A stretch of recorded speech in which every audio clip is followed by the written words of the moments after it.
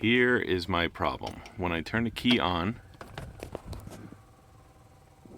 you can see that the check engine gauges is flickering.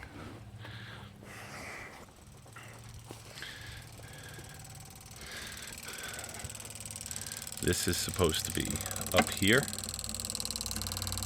There's 3 relays right on the top. This one is clicking like crazy. This one is not. This one is. But if I come down here and I disconnect this, everything stops.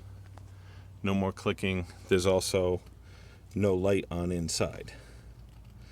Now I don't know if that means that this down here is bad or if it just didn't connect up with the computer.